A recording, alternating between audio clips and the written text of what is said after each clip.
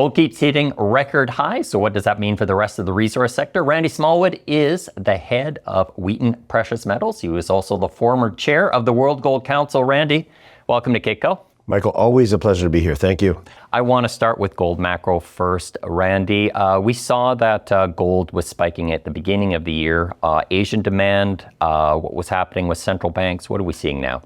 Well, I think it's infectious. I think it's spread around the world a little bit. We're definitely seeing a pickup in interest here in the Western world. And so Asia is not leading this charge anymore. Asia is still very active in terms of buying gold, especially on the retail side. We're seeing a lot of demand for gold bars out of China and other countries in Asia.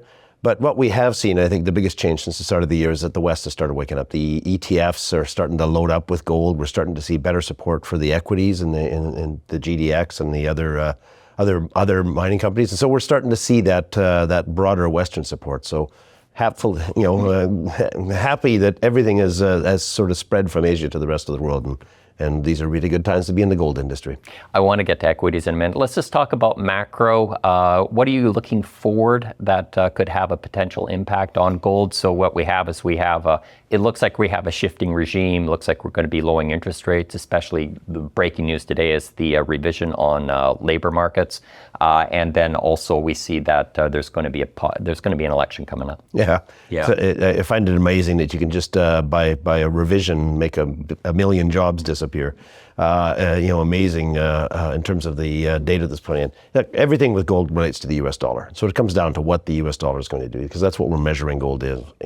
And we've been saying for a long time the fundamentals behind the U.S. dollar are not strong. The challenge is we don't have any other fiat currencies that compete with it. And that's why I think when people are looking at preserving value around the world, they're looking at gold. And that's this broader appetite, this broader increase in appetite for gold isn't going away anytime soon. There's no alternative to the U.S. dollar, and yet the U.S. dollar continues to get weaker and weaker and weaker. So I think it'll bode well. I don't think we're finished.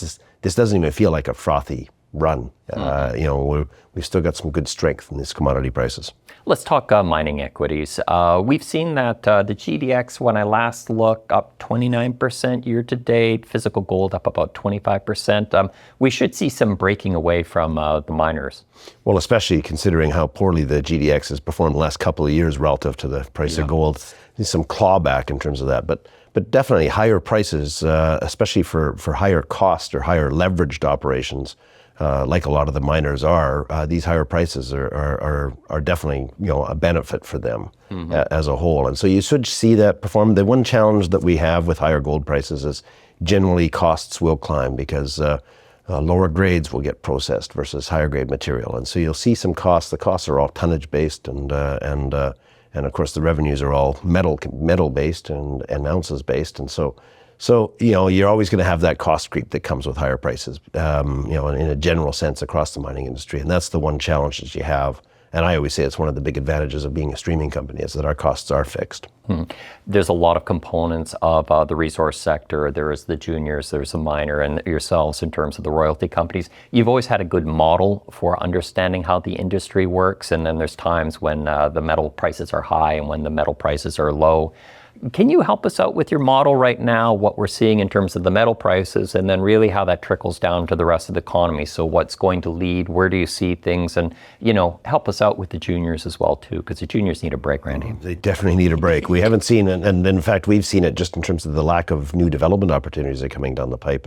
And compared to what we were seeing 5-10 years ago, we're just not seeing the investment into the exploration space and the new projects coming on stream. There's nowhere near the amount that we've seen in times past. I've always said the streamers fall beautifully in between the two. The mining companies themselves, I'd say the exploration companies are the highest risk, but the highest potential reward if you had good success and find a decent project on that. And we are starting to see a bit more support for that, but there's still a long ways to go for the juniors. The mining companies themselves, again, the risk is cost delivery. That's usually what happens, and you wind up having a bit of cost creep. And there's again, I'd say the challenge that the operators are going to have is to try and increase those margins with these higher prices and make sure that they do reflect that back into your cash flows. And we should see enhanced cash flows all the way across the board. It's a matter of how much of it, because that cost creep is going to have an impact as we see higher prices. that's again the beauty of the streamers, and I think the streamers are perfectly positioned, especially when we see a broadening interest in the gold space and a lot more generalists coming into the space, realizing they need exposure to gold. And they can go out and buy bullion, but it's boring. It doesn't grow. In fact, it has fees. It doesn't pay any dividends or anything like this. Really, you're just playing on the commodity price.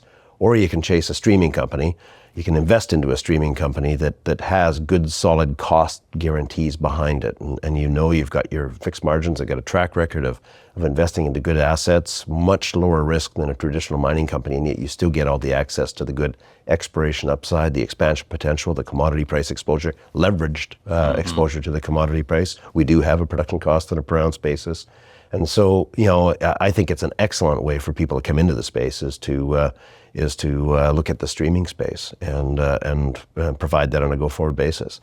And with Wheaton, we've got the added appeal of such substantive growth over the next while, 40 to 50% growth over the next 4 or 5 years, organically with our current portfolio of assets, with no new acquisitions. And so our stock's at all-time highs right now, and I think we've still got a lot more space up, especially in a strong market. But we're an excellent way for generalists to get back into the space and explore the gold mining market. You've mentioned costs a couple times, and then you are looking at a number of projects and you're keeping track of projects right now. When you're talking to the mining CEOs, what are they saying about costs? I mean, when it seems like we've been able to keep a kind of a reasonable lid, for instance, on what's happening with oil prices, for instance, but what pain are they feeling right now? Well, it takes strong management to control costs. Yeah. We've got a number of projects underway right now. Steve and Dean and the team at Artemis are building the Blackwater project up here in northern British Columbia or central British Columbia. And, they're putting a lot of effort into making sure that they hold the contractors to those things, because there is cost pressure all over the place. One of the areas that we see cost pressure is the fact that it's tougher and tougher to find qualified personnel to fill the roles. There's the mining industry, the resource industry hasn't had a good infusion of youth of late. And I hate to say it, when you go to mine sites, there's a lot of people that have the same color hair as I do that are working at those mine sites. And we have to clean up our act enough to attract the youth and keep on building that, because that is one of the biggest areas that we see cost inflation hits, is on just having a qualified, strong workforce that pushes that forward. So yeah, it's a matter of continuous effort to try and stay on top of that. We've got good examples in our portfolio, but inflation is a real issue. And again, it comes back to the fact that we're measuring it against an ever-weakening fiat currency in the US dollar or whatever currency you're using. And so it's a continued challenge for all operators and developers specifically.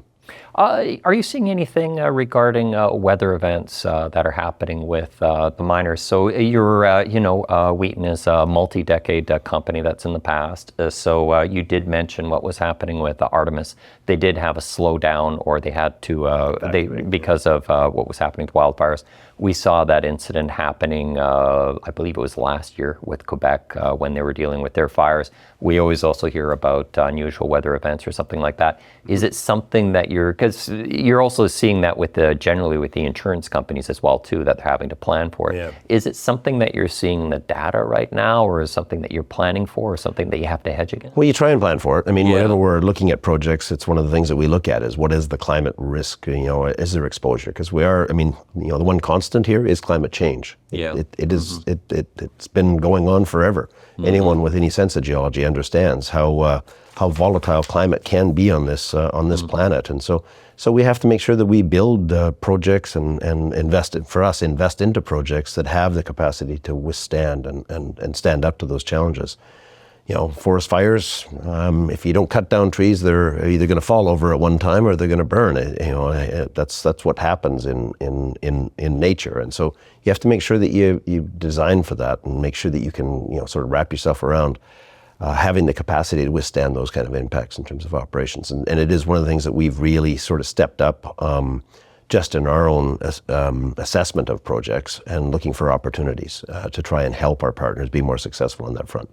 And so looking for issues with respect to floods and high rain events and extreme heat and fire events and such like that. It's something that is important. Even on the supply chain, there's issues that can happen to that.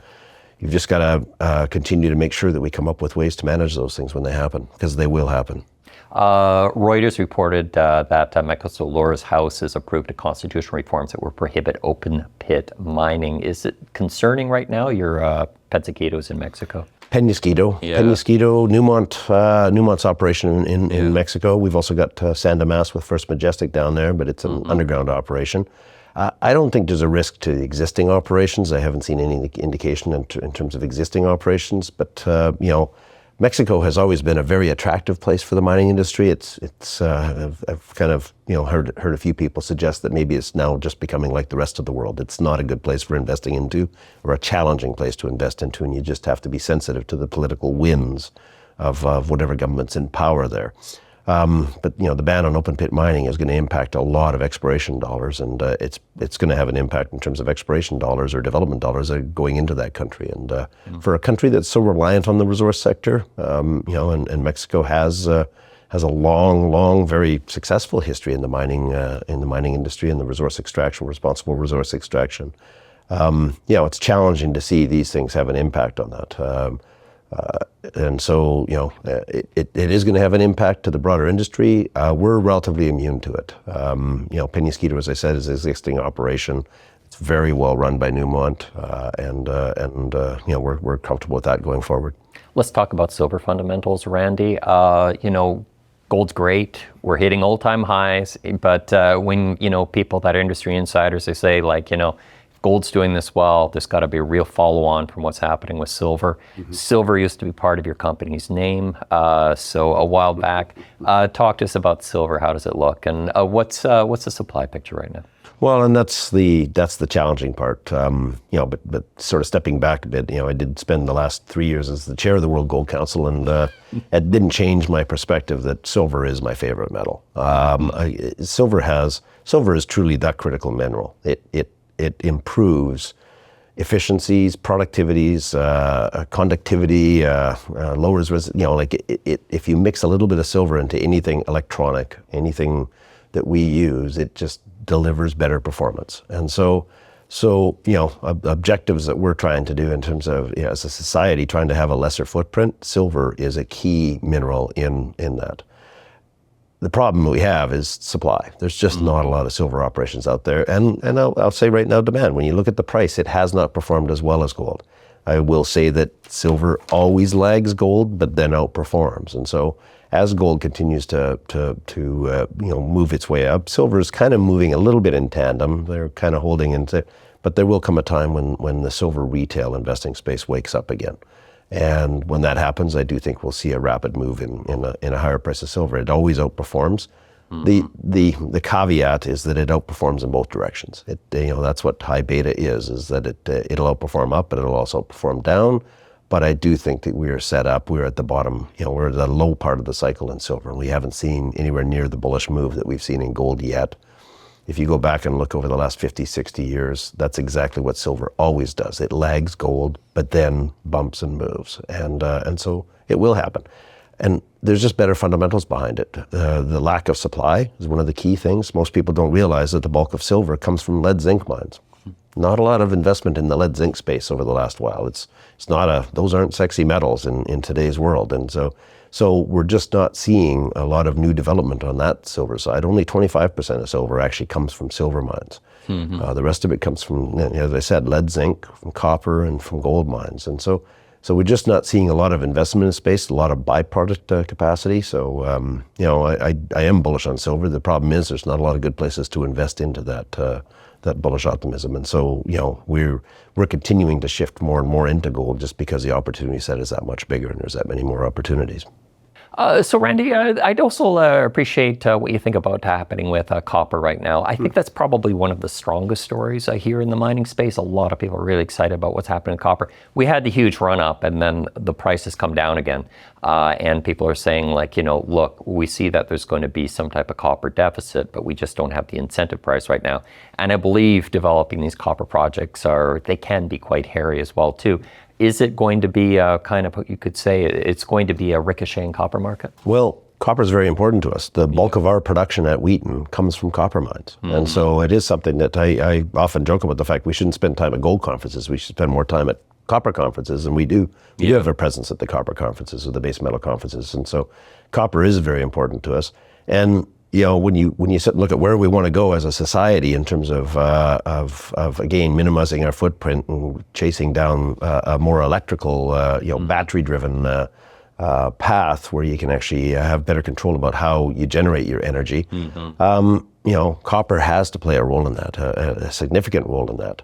The challenge is it really does come down to the economy, and copper is an industrial mineral. It's a base metal, and so it comes down to industrial demand. We continue to see challenges around the world in industrial demand. Weakness, there's a real shift away from globalization. There's a lot more barriers going up all over the place, and so you're starting to see costs of that move away from globalization have an impact on demand because costs are going to get more expensive. If you can't bring in the cheapest product from somewhere else in the world and you have to make it locally or make it within your sphere of influence, there's going to be an extra cost associated to that, and that will cut down on volumes. And so I do think that this move away from globalization is going to actually have an impact on continued growth of demand in copper. However, it doesn't change the overall objective, which I think is pretty widely uniformly believed around the world, is that shift towards electrification. So that the demand for copper projects is still going to be there. I just think it's going to take us a little bit longer for us to actually get the price up in support. The biggest challenge, of course, is developing these projects, and it's one of the reasons why we've had so many opportunities. They're very, very cost intensive, and so the amount of capital required for developing a good copper mine is typically significantly higher than what's required for a precious metals operation, and hence the opportunities for the streaming companies to help with that financing and go forward. So you're still very bullish in long-term copper, but I do think we're going to have a lot of peaks and valleys as this moves forward. You had your Q2 earlier this month. Congratulations. You had record cash flow. Production was up 13% year to date, comparable to the prior year. Talk about the pipeline, though. What is going to be some of the production that's going to be coming online? Yeah. We did mention before about Artemis and Blackwater as being something that's happening, I believe, in 2025. Yeah, he's still confident he's going to produce. Stephen, the team there is going to produce gold at the end of this year. You're right, actually, Andy. My fault. Yeah. So looking forward to that. It won't be significant in production until 2025. Yeah. It's going to be the end of this year, but it'll be nice to see the first bars come out of that project. A very, very promising project. Yeah. The other assets that we have, of course, we've got the Platte Reef project that Ivanhoe is moving forward down in South Africa. It's our first venture into Africa. Very high quality, top of world class project that we've invested into with the Ivanhoe team. I just visited the project a couple of months ago. They're advancing rapidly. We expect to see some production from them next year. It's only the first phase, which is minimal production. What we're really excited about is 2029, 2030, when it ramps up to the full 10 million tons per annum moving through that facility. So Clive Johnson at B2 Gold's moving forward the Goose project up in northern Canada. We're gonna see some gold production from that. That'll probably come in middle of next year, I would expect, that we'll start seeing some gold production from there. Of course, Vale, the base metals team at Salobo, is doing an incredible job ramping up the third line, and in fact, and bringing, doing a bunch of work on line 1 and 2 to get them back up to their full capacity. So we're going to see continued growth there, and so all of that's going to deliver over the next while. What's really exciting is the fact that stacked onto a number of other projects, has us climbing, as I said, 40 to 50% organically over the next 4 to 5 years, and so every quarter is going to be slightly better. And what's nice about it is that it's not just one project delivering. It's a whole bunch of stuff that's sort of layer caked delivering us forward, and some of them will be early, some of them will be late. In this industry, usually more late than early, but we do see some good opportunities for organic growth within the company, and it's probably one of the most exciting times to be in Wheaton right now. Randy, thanks for your time. Always a pleasure, Michael. Thank you. My name is Michael McRae with Kitco Mining.